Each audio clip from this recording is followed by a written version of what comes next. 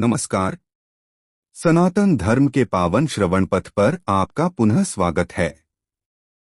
आज हम उस विषय का स्मरण करने जा रहे हैं जिसके बिना न देव पूजन पूर्ण होता है, न जीवन का धर्म फल संपूर्ण होता है।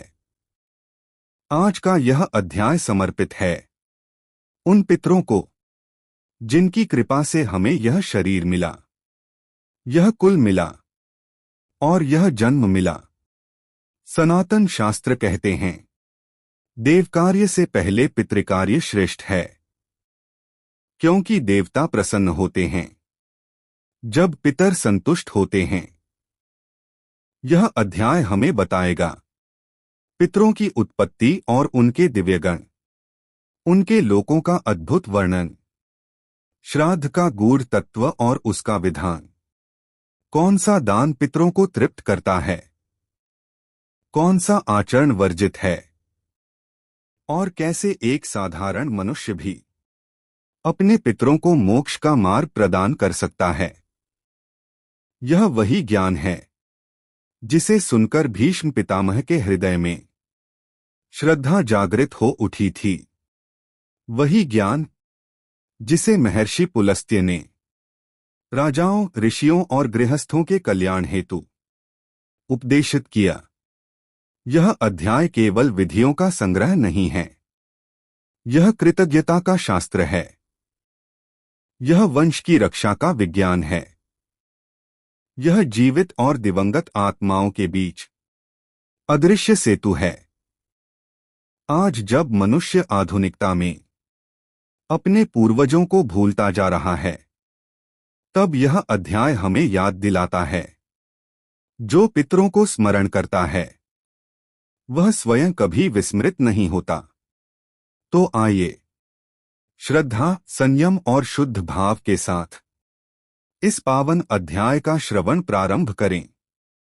अब प्रस्तुत है पद्मा PURA का वह अध्याय जिसमें पितरों के उत्तम वंश और श्राद्ध के संपूर्ण विधान का विस्तार से वर्णन किया गया है।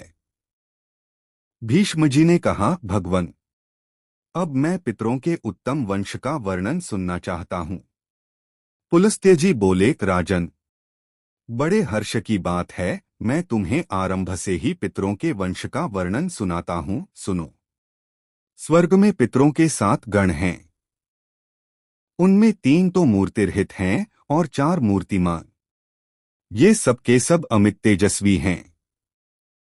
इनमें जो मूर्तिरहित पितृगण हैं वे वैराज प्रजापति की संतान हैं, आथ वैराज नाम से प्रसिद्ध हैं। देवगण उनका यजन करते हैं। अब पितरों की लोकसृष्टि का वर्णन करता हूं, श्रवण करो। सोमपथ नाम से प्रसिद्ध कुछ लोक हैं जहां कश्यप के पुत्र पितृगण निवास करते हैं। देवता लोग सदा उनका सम्मान किया करते हैं। अपृष्णात नाम से प्रसिद्ध यजवा पितृगण उन्हीं लोकों में निवास करते हैं। स्वर्ग में विभ्राज नाम के जो दूसरे तेजस्वी लोक हैं, उनमें बर्हिषद संज्ञक पितृगण निवास करते हैं। वहां मोरों से जुटे हुए हजारों विमान हैं तथा संकल्पमय वृक्ष भी हैं जो संकल्प के अनुसार फल प्रदान करने वाले हैं। जो लोग इस लोक में अपने पितरों के लिए श्राद्ध करते हैं वे उन विभ्राज नाम के लोकों में जाकर समृद्धिशाली भवनों में आनंद भोगते हैं। तथा वहां मेरे सैकड़ों पुत्र विद्यमान रहते हैं जो तपस्या और योग बल से संपन्न महात्मा, महान सौभाग्यशाली और भक्तों को अभयदान देने वाले हैं। मार्तंडमंडल नामक लोक में मरीचिगर्भ नाम के पितृगण निवास करते हैं।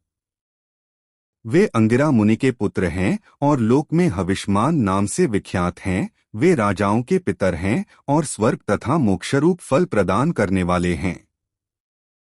तीर्थों में श्राद्ध करने वाले श्रेष्ठ क्षत्रिय उन्हों के लोक में जाते हैं। कामदुघ नाम से प्रसिद्ध जो लोक है वे इच्छानुसार भोग की प्राप्ति कराने वाले हैं। उनमें सुस्वध नाम के पितर निवास करते हैं। लोक में वे आज्यप नाम से विख्यात हैं और प्रजापति कर्दम के पुत्र हैं। पुलह के बड़े भाई से उत्पन्न वैश्यगण उन पितरों की पूजा करते हैं।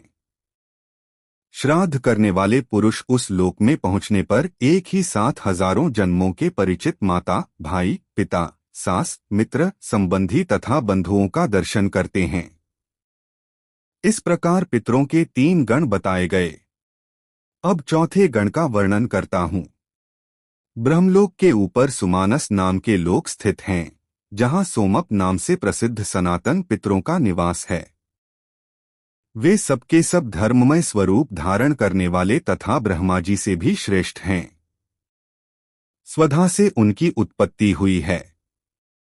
वे योगी हैं, आथ ब्रह्म भाव को प्राप्त होकर सृष्टि आदि करके सब इस समय मानसरोवर में स्थित हैं। इन पितरों की कन्या नर्मदा नाम की नदी है, जो अपने जल से समस्त प्राणियों को पवित्र करती हुई पश्चिम समुद्र में जा मिलती है। उन सोमप नाम वाले पितरों से ही संपूर्ण प्रजा सृष्टि का विस्तार हुआ है। ऐसा जानकर मनुष्य सदा धर्मभाव से उनका श्राद्ध करते हैं। उन्हों के प्रसाद से योग का विस्तार होता है। आदि सृष्टि के समय इस प्रकार पितरों का श्राद्ध प्रचलित हुआ। श्राद्ध में उन सब के लिए चांदी के पात्र अथवा चांदी से युक्त पात्र का उपयोग होना चाहिए। स्वधा शब्द के उच्चारण पूर्वक पितरों के उद्देश्य से किया हुआ श्राद्ध दान पितरों को सर्वदा संतुष्ट करता है। विद्वान पुरुषों को चाहिए कि वे अग्निहोत्री एवं सोमपाई ब्राह्मणों के द्वारा अग्नि में हवन कराकर पितरों को तृप्त करें। अग्नि के अभाव में ब्राह्मण के हाथ में अथवा जल में या शिवजी के स्थान के समीप पितरों के निमित्त दान करे। ये ही पितरों के लिए निर्मल स्थान हैं। पितृकार्य में दक्षिण दिशा उत्तम मानी गई है। यज्ञोपवीत को अपसव्य अर्थात दाहिने कंधे पर करके किया हुआ तर्पण, तिलदान तथा स्वधा के उच्चारण पूर्वक किया हुआ श्राद्ध ये सदा पितरों को तृप्त करते हैं। कुश, उड़द, साठी धान का चावल, गाय का दूध, मधु, गाय का घी, सावा, अघनी का चावल, जौ, तीना का चावल, मूंग, गन्ना और सफेद फूल ये सब वस्तुएं पितरों को सदा प्रिय हैं। अब ऐसे पदार्थ बताता हूँ जो श्राद्ध में सर्वदा वर्जित हैं। मसूर, सन, मटर, राजमाश, कुल्थी, कमल, बिल्व, मदार, धतूरा, पारिभद्राट, रूषक, भेड़बकरी का दूध, कोदो, दारवरट, कैथ, महुआ और अलसिए सब निषिद्ध हैं। अपनी उन्नति चाहने वाले पुरुष को श्राद्ध में इन वस्तुओं का उपयोग कभी नहीं करना चाहिए। जो भक्तिभाव से पितरों को प्रसन्न करता है उसे पितर भी संतुष्ट करते हैं। वे पुष्टि, आरोग्य, संतान एवं स्वर्ग प्रदान करते हैं। पितृकार्य देवकार्य से भी बढ़कर है। आथ देवताओं को तृप्त करने से पहले पितरों को ही संतुष्ट करना श्रेष्ठ माना गया है। कारण पितृगण शीघ्र ही प्रसन्न हो जाते हैं, सदा प्रिय वचन बोलते हैं, भक्तों पर प्रेम रखते हैं और उन्हें सुख देते हैं। पितर पर्वों की देवता हैं, अर्थात प्रत्येक पर्व पर पितरों का पूजन करना उचित है। हविष्मानुसंज्ञक पितरों के अधिपति सूर्यदेव ही श्राद्ध के देवता माने गए हैं। भीष्म जी ने कहा, ब्रह्मवेत्ताओं में श्रेष्ठ पुलस्त्य जी, आपके मुंह से यह सारा विषय सुनकर मेरी इसमें बड़ी भक्ति हो गई है। आथ अब मुझे श्राद्ध का समय, उसकी विधि तथा श्राद्ध का स्वरूप बतलाइए। श्राद्ध में कैसे ब्राह्मणों को भोजन कराना चाहिए तथा किनको छोड़ना चाहिए। श्राद्ध में दिया हुआ अन्न पितरों के पास कैसे पहुंचता है। किस विधि से श्राद्ध करना उचित है और वह किस तरह उन पितरों को तृप्त करता है। पुलस्त्य जी बोले, राजन, अन्न और जल से अथवा दूध एवं फलमूल आदि से पितरों को संतुष्ट करते हुए प्रतिदिन श्राद्ध करना चाहिए।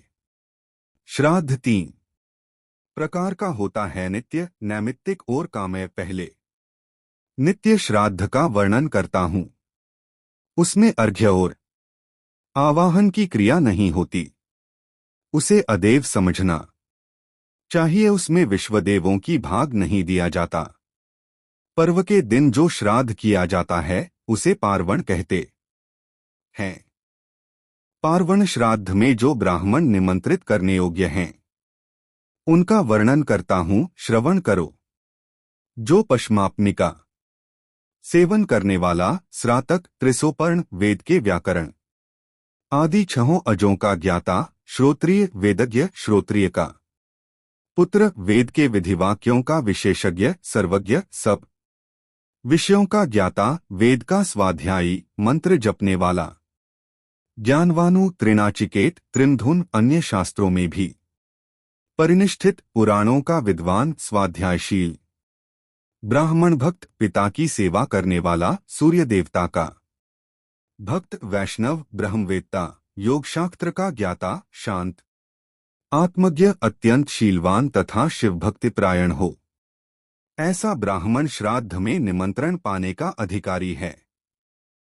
ऐसे ब्राह्मणों को यत्रपूर्वक श्राद्ध में भोजन कराना चाहिए। अब जो लोग श्राद्ध में वर्जनीय हैं उनका वर्णन सुनो। पतित, पतित का पुत्र, नपुंसक, चुगलखोर और अत्यंत रोगी, ये सब श्राद्ध के समय धर्मज्ञ पुरुषों द्वारा त्याग देने योग्य हैं। श्राद्ध का पहले दिन अथवा श्राद्ध के ही दिन विनयशील ब्राह्मणों को निमंत्रित करे। निमंत्रण दिए हुए ब्राह्मणों के शरीर में पितरों का आवेश हो जाता है। वे वायुरूप से उनके भीतर प्रवेश करते हैं और ब्राह्मणों के बैठने पर स्वयं भी उनके साथ बैठे रहते हैं। किसी ऐसे स्थान को जो दक्षिण दिशा की ओर नीचा हो, गोबर से लीपकर वहां श्राद्ध आरंभ करे अथवा गौशाला में या जल के समीप श्राद्ध करे। आहिताम्य पुरुष पितरों के लिए चरु, खीर बनाए और यह कहकर कि इससे पितरों का श्राद्ध करूंगा, वह सब दक्षिण दिशा में रख दे। तदंतर उसमें घृत और मधु आदि मिलाकर अपने सामने की ओर 3 निर्वापस्थान पिंडदान की वेदियां बनाए। उनकी लंबाई 1 बित्ता और चौड़ाई 4 अधभुल की होनी चाहिए। साथ ही खैर की 3 दरवी कलछुल बनवावे जो चिकनी हो तथा जिनमें चांदी का संसर्ग हो। उनकी लंबाई 1-1 रली की और आकार हाथ के समान सुंदर होना उचित है। जलवपात्र, कांस्य पात्र, प्रोक्षण, समिधा, कुश, तिलपात्र, उत्तम वस्त्र, गंध, धूप, चंदन, ये सब वस्तुएं धीरे धीरे दक्षिण दिशा में रखे। उस समय जनेऊ दाहिने कंधे पर होना चाहिए। इस प्रकार सब सामान एकत्रित करके घर के पूर्व गोबर से लिपी हुई पृथ्वी पर गोमूत्र से मंडल बनावे और अक्षत तथा फूल सहित जल लेकर तथा जनेऊ को क्रमशः बाएं एवं दाहिने कंधे पर छोड़कर ब्राह्मणों के पैर धोए तथा बारंबार उन्हें प्रणाम करे। तदंतर विधिपूर्वक आचमन कराकर उन्हें बिछाए हुए दर्भयुक्त आसनों पर बिठावे और उनसे मंत्रोच्चारण करावे। सामर्थ्यशाली पुरुष भी देवकार्य वैश्वदेव श्राद्ध में 2 और पितृकार्य में 3 ब्राह्मणों को ही भोजन कराए अथवा दोनों श्राद्धों में 1-1 ब्राह्मण को ही जिमाए। विद्वान पुरुष को श्राद्ध में अधिक विस्तार नहीं करना चाहिए। पहले विश्वदेव संबंधी और फिर पितृ संबंधी विद्वान ब्राह्मणों की अर्घ्य आदि से विधिवत पूजा करे तथा उनकी आज्ञा लेकर अभी में यथाविधि हवन करे। विद्वान पुरुष गुह्मसूत्र में बताई हुई विधि के अनुसार घृतयुक्त चरु का अग्नि और सोम की तृप्ति के उद्देश्य से समय पर हवन करे। इस प्रकार देवताओं की तृप्ति करके वह श्राद्ध करता श्रेष्ठ ब्राह्मण साक्षात अग्नि का स्वरूप माना जाता है। देवता के उद्देश्य से किया जाने वाला हवन आदि प्रत्येक कार्य जनेऊ को बाएं कंधे पर रखकर ही करना चाहिए। तत्पश्चात पितरों के निमित्त करने योग्य पर्युक्षण, सेचन, आदि सारा कार्य विज्ञ पुरुष को जनेऊ को दाएं कंधे पर करके अपसव्य भाव से करना उचित है। हवन तथा विश्वेदेवों को अर्पण करने से बचे हुए अन्न को लेकर उसके कई पिंड बनावे और एक एक पिंड को दाहिने हाथ में लेकर तिर और जल के साथ उसका दान करना चाहिए। संकल्प के समय जलपात्र में रखे हुए जल को बाएं हाथ की सहायता से दाएं हाथ में ढाल लेना चाहिए। श्राद्ध काल में पूर्ण प्रयल के साथ अपने मन और इंद्रियों को काबू में रखे और मात्सर्य का त्याग कर दे। पिंडदान की विधि इस प्रकार है। पिंड देने के लिए बनाई हुई वेदियों पर यत्र पूर्वक रेखा बनावे। इसके बाद अवनेजन पात्र में जल लेकर उसे रेखाडित वेदी पर गिरावे। यह अवनेजन अर्थात स्थान शोधन की क्रिया है। फिर दक्षिणाभिमुख होकर वेदी पर कुश बिछावे और एक एक करके सब पिंडों को क्रमशः उन कुशों पर रखे। उस समय पिता पितामह आदि में से जिस जिसके उद्देश्य से पिंड दिया जाता हो उस पितर के नाम गोत्र आदि का उच्चारण करते हुए संकल्प पढ़ना चाहिए। पिंडदान के पश्चात अपने दाएं हाथ को पिंडाधारभूत कुशों पर पोंछना चाहिए। यह लेप भाग भोजी पितरों का भाग है। उस समय ऐसे ही मंत्र का जप अर्थात लेप भाग भुज पितरस्तृप्यन्तु इत्यादि वाक्यों का उच्चारण करना उचित है। इसके बाद पुनः प्रत्यवनेजन करे अर्थात अवनेजन पात्र में जल लेकर उससे प्रत्येक पिंड को नहलावे। फिर जलयुक्त पिंडों को नमस्कार करके श्राद्ध कल्पोक्त वेद मंत्रों के द्वारा पिंडों पर पितरों का आवाहन करे और चंदन धूप आदि पूजन सामग्रियों के द्वारा उनकी पूजा करें। तत्पश्चात आहवनी आदि अग्नियों के प्रतिनिधिभूत एक एक ब्राह्मण को जल के साथ एक एक दर्वी प्रदान करे। फिर विद्वान पुरुष पितरों के उद्देश्य से पिंडों के ऊपर कुश रखे तथा पितरों का विसर्जन करे। तदंतर क्रमशः सभी पिंडों में से थोड़ा थोड़ा अंश निकालकर सबको एकत्र करे और ब्राह्मणों को यत्रपूर्वक पहले वही भोजन करावे, क्योंकि उन पिंडों का अंश ब्राह्मण लोग ही भोजन करते हैं। इसीलिए अमावास्या के दिन किए हुए पार्वण श्राद्ध को अन्वाहार्य कहा गया है। पहले अपने हाथ में पवित्री स्थित तिच और जल लेकर पिंडों के आगे छोड़ दे और कहे पा स्वधा अस्तु, ये पिंड स्वधा स्वरूप हो जाए। इसके बाद परम पवित्र और उत्तम अन्न परोसकर उसकी प्रशंसा करते हुए उन ब्राह्मणों को भोजन करावे। उस समय भगवान श्री नारायण का स्मरण करता रहे और क्रोधी स्वभाव को सर्वथा त्याग दे। ब्राह्मणों को तृप्त जानकर विकिरान्न दान करे। यह सब वर्णों के लिए उचित है। विकिरान्न दान की विधि यह है। तिल संहित अन्न और जल लेकर उसे कुश के ऊपर पृथ्वी पर रख दे। जब ब्राह्मण आचमन कर ले तो पुनः पिंडों पर जल गिरावे। फूल अक्षत जल छोड़ना और स्वधावाचन आदि सारा कार्य पिंड के ऊपर करे। पहले देव श्राद्ध की समाप्ति करके फिर पितृश्राद्ध की समाप्ति करे, अन्यथा श्राद्ध का नाश हो जाता है। इसके बाद नतमस्तक होकर ब्राह्मणों की प्रदक्षिणा करके उनका विसर्जन करे। यह आहिताग्नि पुरुषों के लिए अन्वाहार्य पार्वण श्राद्ध बतलाया गया। अमावास्या के पर्व पर किए जाने के कारण यह पार्वण कहलाता है। यही नैमित्तिक श्राद्ध है। श्राद्ध के पिंड गाय या बकरी को खिला दे अथवा ब्राह्मणों को दे दे अथवा अग्नि या जल में छोड़ दे। यह भी न हो तो खेत में बिखेर दे अथवा जल की धारा में बहा दे। संतान की इच्छा रखने वाली पत्नी विनीत भाव से आकर मध्यम अर्थात पितामह के पिंड को आहन करे और उसे खा जाए। उस समय आधत्त पितरो गर्भम इत्यादि मंत्र का उच्चारण करना चाहिए। श्राद्ध और पिंडदान आदि की स्थिति तभी तक रहती है जब तक ब्राह्मणों का विसर्जन नहीं हो जाता। इनके विसर्जन के पश्चात पितृकार्य समाप्त हो जाता है। उसके बाद बलिवैश्वदेव करना चाहिए। तदंतर अपने बचंधु बांधवों के साथ पितरों द्वारा सेवित प्रसाद स्वरूप अन्न भोजन करे। श्राद्ध करने वाले यजमान तथा श्राद्ध भोजी ब्राह्मण दोनों को उचित है कि वे दोबारा भोजन न करें।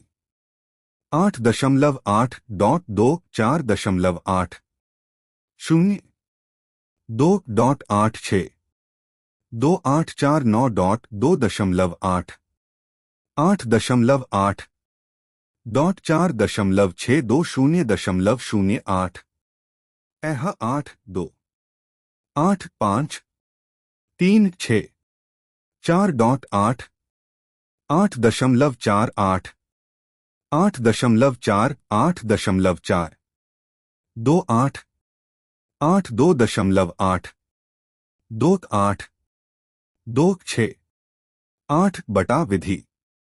राह न चलें, मैथुन न करें, साथ ही उस दिन स्वाध्याय कलह और दिन में शयन सबको सर्वथा त्याग दें। इस विधि से किया हुआ श्राद्ध धर्म, अर्थ और काम तीनों की सिद्धि करने वाला होता है। कन्या, कुंभ और बुष राशि पर सूर्य के रहते कृष्ण पक्ष में प्रतिदिन श्राद्ध करना चाहिए। जहां जहां सपिंडीकरण रूप श्राद्ध करना हो, वहां अग्निहोत्र करने वाले पुरुष को सदा इसी विधि से करना चाहिए। अब मैं ब्रह्मा जी के बताए हुए साधारण श्राद्ध का वर्णन करूंगा, जो भोग और मोक्षरूप फल प्रदान करने वाला है। उत्तरायण और दक्षिणायन के प्रारंभ के दिन विषुव नामक योग, तुला और मेष की संक्रांति में जबकि दिन और रात बराबर होते हैं, प्रत्येक अमावस्या को प्रतिसंक्रांति के दिन अष्टका, पौष, माघ, फाल्गुन तथा आश्विन मास के कृष्ण पक्ष की अष्टमी तिथि में पूर्णिमा को आर्द्रो, मघा और रोहिणी नक्षत्रों में श्राद्ध के योग्य उत्तम पदार्थ और सुपात्र ब्राह्मण के प्राप्त होने पर व्यतिपात, विष्टि और वैधृति योग के दिन वैशाख की तृतीया को, कार्तिक की नवमी को, माघ की पूर्णिमा तथा भाद्रपद की त्रयोदशी तिथि को भी श्राद्ध का अनुष्ठान करना चाहिए। उपर्युक्त तिथियां युगादि कहलाती हैं। ये पितरों का उपकार करने वाली हैं। इसी प्रकार मनवंतरादि तिथियों में भी विद्वान पुरुष श्राद्ध का अनुष्ठान करे। आश्विन शुक्ला नवमी, कार्तिक शुक्ला द्वादशी, चैत्र तथा भाद्रपद की शुक्ला तृतीया, फाल्गुन की अमावास्या, पौष की शुक्ता एकादशी, आषाढ़ गनुक्ता दशमी, माघ शुक्ला सप्तमी, श्रावण कृष्णा अष्टमी, आषाढ़, कार्तिक, फाल्गुन और ज्येष्ठ की पूर्णिमाएं तिथियों को मनवंतरादि कहते हैं। ये दिए हुए दान को अक्षय कर देने वाली हैं। विज्ञ पुरुष को चाहिए कि वैशाख की पूर्णिमा को, अहन के दिन, किसी उत्सव के अवसर पर और महालय आश्विन कृष्ण पक्ष में तीर्थ, मंदिर, गौशाला, द्वीप, उद्यान तथा घर आदि में लिपे पुते एकांत स्थान में श्राद्ध करे। अब श्राद्ध के क्रम का वर्णन किया जाता है। पहले विश्वदेवों के लिए आसन देकर जौ और पुष्पों से उनकी पूजा करे। विश्वदेवों के दो आसन होते हैं। एक पर पिता पितामहादि संबंधी विश्वदेवों का आवाहन होता है और दूसरे पर मातामहादि संबंधी विश्वदेवों का। उनके लिए दो अर्घ्यपात्र, सिकोरे या दोने, जोर जल आदि से भर दे और उन्हें कुश की पवित्री पर रखे। जन्नोदेवीर्भीष्टे इत्यादि मंत्र से जल तथा यवो 5 दसी इत्यादि के द्वारा जौ के दोनों को उन पात्रों में छोड़ना चाहिए। फिर गंधपुष्प आदि से पूजा करके वहां विश्वेदेवों की स्थापना करे और विश्वेदेवास इत्यादि 2 मंत्रों से विश्वेदेवों का आवाहन करके उनके ऊपर जौ छोड़े। जौ छोड़ते समय इस प्रकार कहे, जो तुम सब अन्नों के राजा हो, तुम्हारे देवता वरुण हैं, वरुण से ही तुम्हारी उत्पत्ति हुई है, तुम्हारे अंदर मधु का मेल है। तुम संपूर्ण पापों को दूर करने वाले पवित्र एवं मुनियों द्वारा प्रशंसित अन्न हो। फिर अर्घ्यपात्र को चंदन और फूलों से सजाकर या दिव्या आप इस मंत्र को पढ़ते हुए विश्वेदेवों को अर्घ्य दे। इसके बाद उनकी पूजा करके गंध आदि निवेदन कर पितृयज्ञ पितृश्राद्ध आरंभ करे। पहले पिता आदि के लिए कुश के 3 आसनों की कल्पना करके फिर 3 अर्घ्यपात्रों का पूजन करे, उन्हें पुष्प आदि से सजावे। प्रत्येक अर्घ्यपात्र को कुश की पवित्री से युक्त करके शजन्नोदेवीर्भीष्टे इस मंत्र से सब में जल छोड़े। फिर तिलो 5 सी सोमदेवत्यो इस मंत्र से तिच छोड़कर बिना मंत्र के ही चंदन और पुष्प आदि भी छोड़े। अर्घ्यपात्र पीपल आदि की लकड़ी का, पत्ते का या चांदी का बनवावे अथवा समुद्र से निकले हुए शब्द आदि से अर्घ्यपात्र का काम ले। सोने, चांदी और तांबे का पात्र पितरों को अभीष्ट होता है। चांदी की तो चर्चा सुनकर भी पितर प्रसन्न हो जाते हैं। चांदी का दर्शन अथवा चांदी का दान उन्हें प्रिय है। यदि चांदी के बने हुए अथवा चांदी से युक्त पात्र में जल भी रखकर पितरों को श्रद्धापूर्वक दिया जाए तो वह अक्षय हो जाता है। इसलिए पितरों के पिंडों पर अर्घ्य चढ़ाने के लिए चांदी का ही पात्र उत्तम माना गया है। चांदी भगवान श्रीषड्डूर के नेत्र से प्रकट हुई है, इसलिए वह पितरों को अधिक प्रिय है। इस प्रकार उपर्युक्त वस्तुओं में से जो सुलभ हो उसके अर्घ्यपात्र बनाकर उन्हें ऊपर बताए अनुसार जल, तिल और गंधपुष्प आदि से सुसज्जित करे। तत्पश्चात या दिव्या आप इस मंत्र को पढ़कर पिता के नाम और गोत्र आदि का उच्चारण करके अपने हाथ में कुश ले ले। फिर इस प्रकार कहे, पितृन आवाहयिष्यामि, पितरों का आवाहन करूंगा। तब निमंत्रण में आए हुए ब्राह्मण तथास्तु कहकर श्राद्धकर्ता को आवाहन के लिए आज्ञा प्रदान करें। इस प्रकार ब्राह्मणों की अनुमति लेकर उशंतस्त्वा निधिम ही आयंतुनः पितर इन 2 ऋचाओं का पाठ करते हुए वह पितरों का आवाहन करे। तदंतर या दिव्या आप इस मंत्र से पितरों को अर्घ्य देकर प्रत्येक के लिए गंधपुष्प आदि पूजोपचार एवं वस्त्र चढ़ावे तथा पृथक पृथक संकल्प पढ़कर उन्हें समर्पित करे। अर्घ्यदान की प्रक्रिया इस प्रकार है। पहले अनुलोम क्रम से अर्थात पिता के उद्देश्य से दिए हुए अर्घ्यपात्र का जल पितामह के अर्घ्यपात्र में डाले और फिर पितामह के अर्घ्यपात्र का सारा जल प्रपितामह के अर्घ्यपात्रम डाल दे। फिर विलोम क्रम से अर्थात प्रपितामह के अर्घ्यपात्र को पितामह के अर्घ्यपात्र में रखे और उन दोनों पात्रों को उठाकर पिता के अर्घ्यपात्र में रखे। इस प्रकार तीनों अर्घ्यपात्रों की एक दूसरे के ऊपर करके पिता के आसन के उत्तर भाग में पितृभ्य स्थानमसी ऐसा कहकर उन्हें धुलका देवलट कर रख दे। ऐसा करके अन्न परोसने का कार्य करे। परोसने के समय भी पहले अभ्निकार्य करना चाहिए, अर्थात थोड़ा सा अन्न निकालकर अम्मये कव्यवाहनाएं स्वाहा और सोमाय पितृंते स्वाहा इन 2 मंत्रों से अग्नि और सोम देवता के लिए अग्नि में 2 बार आहुति डाले। इसके बाद दोनों हाथों से अन्न निकालकर परोसे। परोसते समय उशलतस्त्वा निधिम ही इत्यादि मंत्र का उच्चारण करता रहे। उत्तम गुणकारी शाक आदि तथा नाना प्रकार के भक्ष्य पदार्थे के साथ दही, दूध, गौ का घृत और शक्कर आदि से युक्त अन्न पितरों के लिए तृप्तिकारक होता है।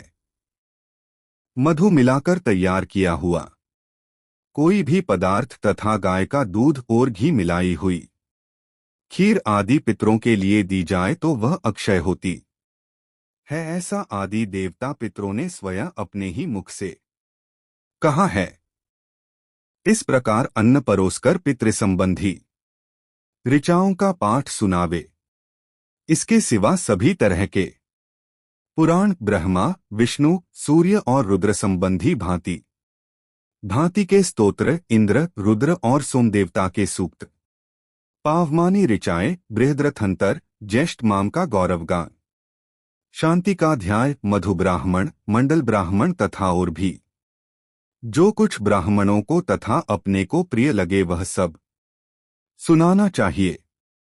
महाभारत का भी पाठ करना चाहिए क्योंकि वह पितरों को अत्यंत प्रिय है।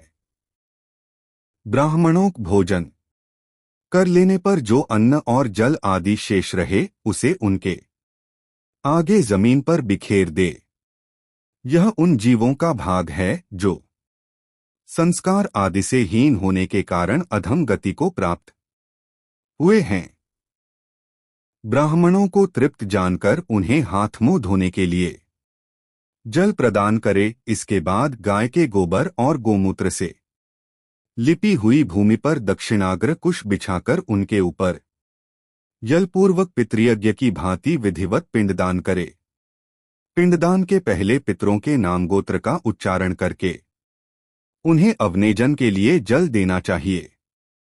फिर पिंड देने के बाद पिंडों पर प्रत्यवनेजन का जल गिराकर उन पर पुष्प आदि चढ़ाना चाहिए। सव्याप सव्य का विचार करके प्रत्येक कार्य का संपादन करना उचित है। पिता के श्राद्ध की भांति माता का श्राद्ध भी हाथ में कुश लेकर विधिवत संपन्न करे। दीप जलावे पुष्प आदि से पूजा करे। ब्राह्मणों के आचमन कर लेने पर स्वयं भी आचमन पितरों तथा श्राद्धं के विभिन्न अडलों का वर्णन और डी ही की ही कह की ही है ही की ही मीडी की ही है सीली ही दी ही की ही मिट दहीली है ही लिखी इरोई ओई वी ओई ही मिसी मी योमी याई जे एक करके एक एक बार सबको जल दे। फिर फूल और अक्षत देकर तिलूसहित अक्षयोदक दान करे। फिर नाम और गोत्र का उच्चारण करते हुए शक्ति के अनुसार दक्षिणा दे। गो भूमि सोना वस्त्र और अच्छे अच्छे बिछोने दे। कृपणता छोड़कर पितरों की प्रसन्नता का संपादन करते हुए जो वस्तु ब्राह्मणों को अपने को तथा पिता को भी प्रिय हो वही भी वस्तु दान करे। तत्पश्चात स्वधावाचन करके विश्वदेवों को जल अर्पण करे और ब्राह्मणों से आशीर्वाद ले। विद्वान पुरुष पूर्वाभिमुख होकर कहे अघोरा पितरः संतु मेरे पितर शांत एवं मडगलमय हों। यजमान के ऐसा कहने पर ब्राह्मण लोग तथा सनंतु तुम्हारे पितर ऐसे ही हों ऐसा कहकर अनुमोदन करें। फिर श्राद्धकर्ता कहे गोजरनो वर्धताम हमारा गोत्र बढ़े। यह सुनकर ब्राह्मणों को तथास्तु ऐसा ही हो इस प्रकार उत्तर देना चाहिए। फिर यजमान कहे दातारों में उभिवर्धनतां वेदाः संततिरेव चयता सत्या आशीष सनंतु मेरे दाता बढ़े। साथ ही मेरे कुल में वेदों के अध्ययन और सुयोग्य संतान की वृद्धि होए सारे आशीर्वाद सत्य हों। यह सुनकर ब्राह्मण कहें संतु सत्या आशीष ये आशीर्वाद सत्य हों। इसके बाद भक्तिपूर्वक पिंडों को उठाकर सुंघे और स्वस्तिवाचन करे। फिर भाई चंदू और स्त्री पुत्र के साथ प्रदक्षिणा करके 8 पग चले। तदंतर लौटकर प्रणाम करे। इस प्रकार श्राद्ध की विधि पूरी करके मंत्रवेदता पुरुष अग्नि प्रज्वलित करने के पश्चात बलिवैश्वदेव तथा नैतिक बलि अर्पण करे।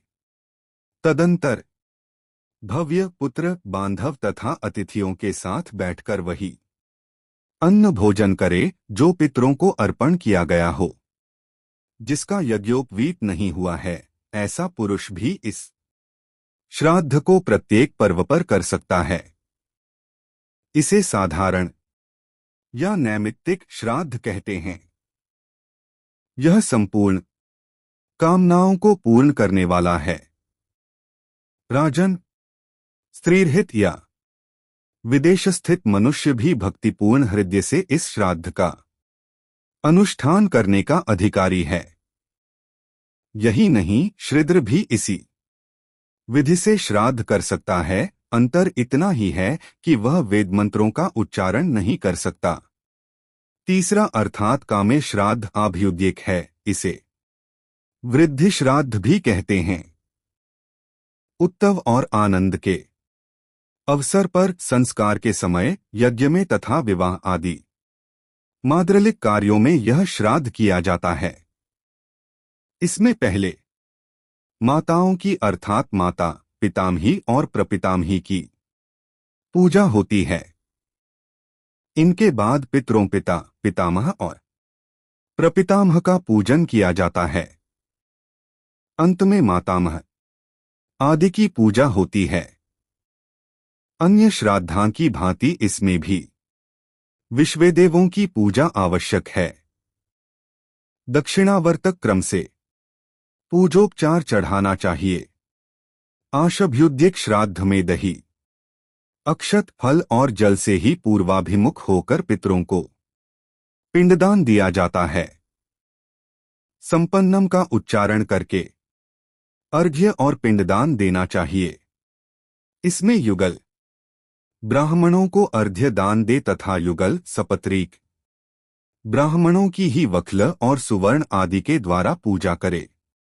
तिल का काम जौ से लेना चाहिए तथा सारा कार्य पूर्ववत करना चाहिए। श्रेष्ठ ब्राह्मणों द्वारा सब प्रकार के मड़भल पाठ करावे। इस प्रकार शूद्र भी कर सकता है। यह वृद्धि श्राद्ध सबके लिए सामान्य है।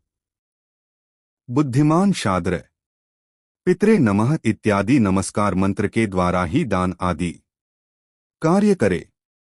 भगवान का कथन है कि शूद्र के लिए दान ही प्रधान है, क्योंकि दान से उसकी समस्त कामनाएं पूर्ण हो जाती हैं।